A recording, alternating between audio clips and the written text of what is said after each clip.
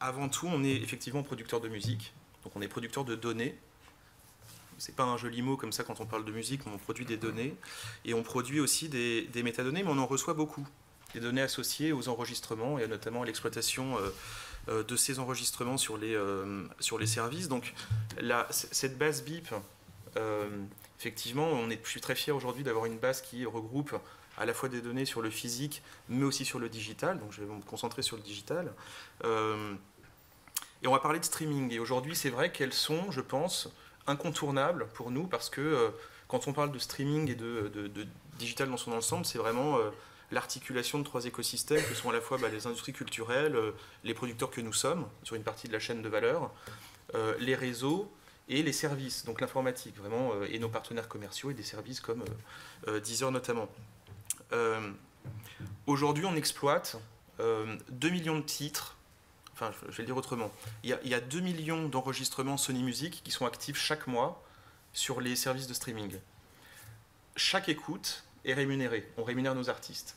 Donc chaque écoute doit être identifiée parfaitement pour ensuite être reportée via les contrats qu'on a en place pour qu'ensuite on puisse rémunérer les artistes interprètes. Donc je vous laisse imaginer au moment où c'est un marché en construction qui est notre seul relais de croissance en construction parce que le streaming c'est dans le marché de la musique enregistrée, le streaming c'est 5% de taux de pénétration en usage, en Suède c'est 30%, donc en construction, mais éminemment challengé parce que c'est évidemment un usage nouveau, une technologie nouvelle, un cycle assez classique, schumpeterien, où une innovation vient bouleverser un ordre établi, ça fait peur, donc on a besoin de transparence. Donc, et ces métadonnées, elles sont aussi, je pense, à la source, c'est l'outil principal qui permet d'assurer la transparence, c'est-à-dire une rémunération rapide de nos artistes, une rémunération équilibrée, surtout transparence quand on nous interroge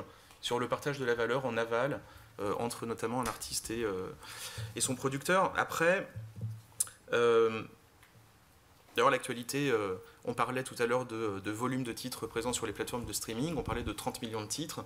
Je pense que la base BIP pourrait intéresser SoundCloud et leurs plus d'une centaine de millions de titres au moment où ils sont en train de lancer leur offre commerciale.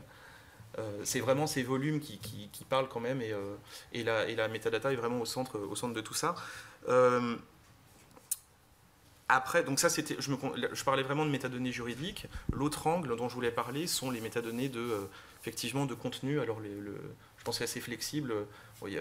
Les métadonnées de contenu, c'est d'enrichissement, on apporte du contexte. Nos partenaires nous apportent du comportemental, nous apportent voilà, enfin, tout simplement du contexte de consommation sur l'usage. Et aujourd'hui, ces données, elles sont extrêmement importantes parce qu'elles permettent à nous, producteurs, de comprendre comment la musique est consommée. Et aujourd'hui, je pense que Ludovic en parlera beaucoup mieux que moi, mais une plateforme de streaming, si Deezer a du succès, beaucoup de succès aujourd'hui, c'est parce qu'il y a de l'engagement sur cette plateforme.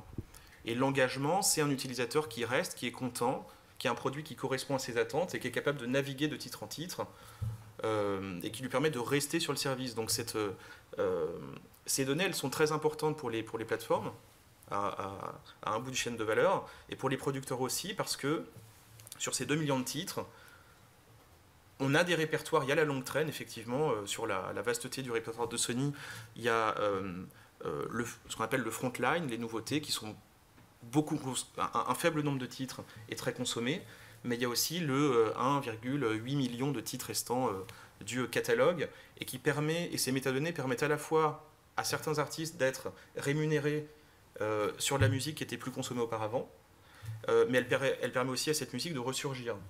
Et ça, je pense que c'est un élément extrêmement important parce que, je donne une petite statistique, quand on étudie on va dire notre répertoire, comment il vit sur Deezer, comment il vit sur Spotify, on a étudié les décennies, c'est-à-dire on a du catalogue actif de 1920 à 2016. 90% de la consommation est faite sur de la musique qui a été produite après 2000, l'année 2000. Donc ça veut dire qu'il y a 80 ans de musique qui est très très peu consommée. Comment cette musique peut peut ressurgir et comment on peut, nous, grâce à ces données, grâce au traitement de ces données, il y a des départements de data, enfin d'analyse data, des méthodes de scoring, statistiques qui sont développées chez Sony pour essayer de permettre d'être plus pertinent dans la proposition éditoriale et artistique qu'on peut proposer aux consommateurs et aux fans de musique.